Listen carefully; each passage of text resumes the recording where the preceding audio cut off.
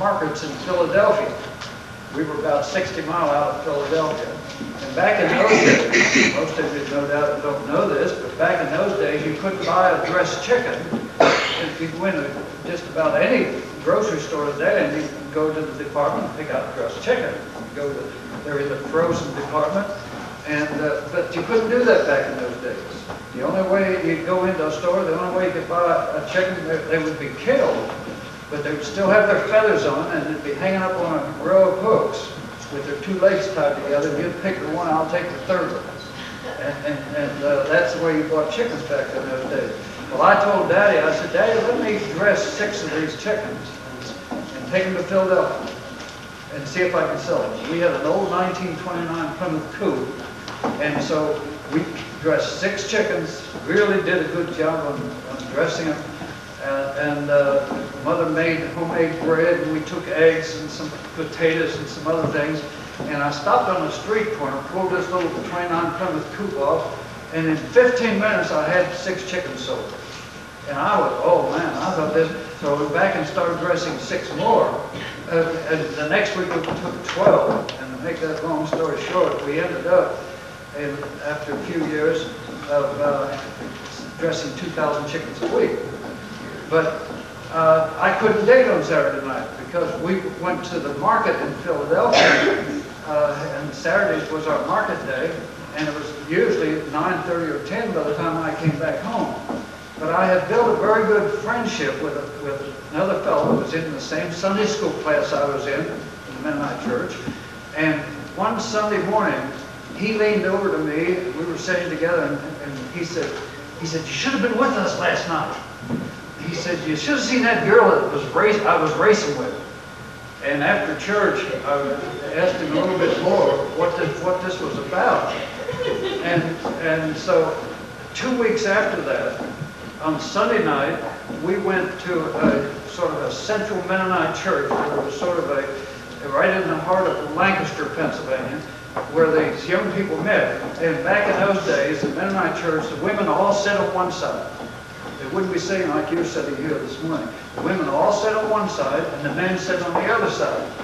And then when the church service is over, the women would stand in a great big group, be communicating outside the church, and the men would be standing over on the other side. And after the church service that Saturday night, I was standing over on the other side with the men, with my friend John Grable. And all of a sudden, John leaned over, and he said, over there's that girl I was racing with. And boy, he got my attention. And she came with her daddy. There were 3 girls in her family, and so all 3 girls were there, but her youngest sister, some young man had already gone over and asked her for a date.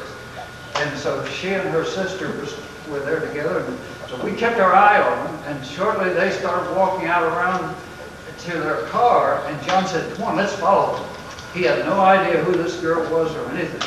And so I just knew they were Mennonites. I had my first car was a 36 Plymouth, but for some reason that night I was in my dad's 34 Terraplane. And so we followed them around where their car was, and we went over and jumped in the Terraplane, and her daddy backed their car out, and we followed them. Man, they went way out in the country, and we stayed about 50, 100 feet behind them. And finally they turned off the road, and they went down a long lane and up to the barn. And back in those days, they usually parked the car in part of the barn. So here we were following right behind them, and finally these girls began to realize somebody was following them. So after they got out of the car, we got out of the car, and we asked them if they'd go for a drive with us. And there, we went for the drive, I realized there was something different about this girl that somehow turned a light on in my heart. And so we started dating, and shortly after we started dating, I was needing some more help in the chicken market. We had opened a couple more markets in Philadelphia. We ended up with 5 different markets in Philadelphia. And so she was a hired girl helping out on a farm, and she said she'd work for me. And so about a year and a half before we finally married, she worked for me and helped me sell chickens in the chicken market. I also helped him to dress chickens, which is a miracle in itself for the simple reason that when you dress chicken, you don't put a little dress on it. You don't put a little hat on it. You don't put shoes on. You undress it. And then you cut them open and put your hand in that mess and pull out all that stuff. That was enough to make you vomit, really. But I learned how to do that because I was in love with the man that was dancing chickens. Since she said that, I've got to tell you something. One day, one morning, we would start dressing these chickens about 5 o'clock in the morning, and I had to go down to the farm 18 miles and pick her up and bring her back so she could help dress chickens. And so we wore rubber aprons while we were working on these chickens, and we had them hang up on a bunch of hooks. And one morning, you know, me trying to I wanted to impress this lady, this young girl, and so I reached over in the hook and picked this rubber apron and put it, stood behind her and put it over and tied it on the back, and all of a sudden, she said, "Ooh, ooh, ooh," and she said, "Get that off!" And all of a sudden, I looked down and white chicken lice were crawling all over this apron. They were crawling. And I thought, "Oh, what am I going to do?"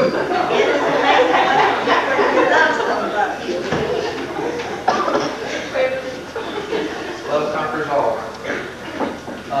The next thing was my brother Ted and I and one of our older sisters, we were born and raised in South Carolina, but Mom and Dad left Pennsylvania and came to South Carolina in a school bus, and I'll let them tell a few things in relation to that.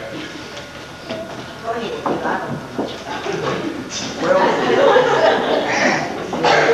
the more I was studying the Bible, and the more I was, somehow I couldn't quite tie together some of the things I was reading in the Bible with some of the things that my parents and the Mennonite Church had taught me.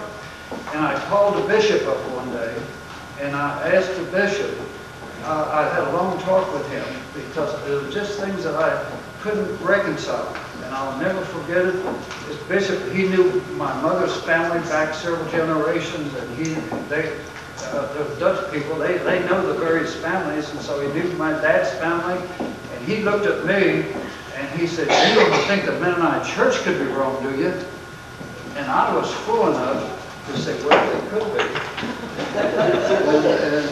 That didn't make me very popular in the Mennonite Church. Well, I began to realize, I began to talk with different Sunday school teachers and so forth, that they could I wasn't getting my clear-cut answer. So I heard about a Bible school called the Lancaster School Bible, and I enrolled in that Bible school, and went 2.5 years. And by that time we had 4 children, and I realized that several friends of mine were better educated than I was, and one of them had started going to Bob Jones when they were over in Tennessee. And when he came home, we set up all night long and talked. I'll never forget it. I had a lot of questions from him, and he was a tremendous help to me. And he said, "Morris," he says, "you really need to go to Bob Jones." And so I enrolled and found out that they were moving from Cleveland, Tennessee, to Greenville, South Carolina, and that was in 1947. And so I wrote to them, and I had to drop out of high school in the 8th grade and finish and help Daddy on the farm.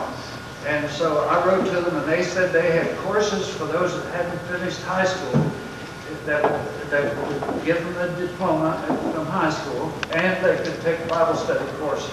And so we accepted, and I got out of the chicken business then, and we figured, well, how are we going to live? And so all of a sudden an idea hit me, and I had seen a school bus in the automobile a lot of a sales room up there in Pennsylvania. And so I went and talked with the fella, and he said, yeah, I'll sell you that school bus. You know, we'll forget it. It had to, the motor had to be reworked, and it had to be repainted. And so we bought the school bus, took all the seats out of it, and put bunk beds across the back of it on the inside. And we found that we painted it and put Jesus Saves on both sides of the bus we had written on it. And we left Pennsylvania with 4 children and came to Greenville. And I never, they had a little park over there in Greenville called Cleveland Park.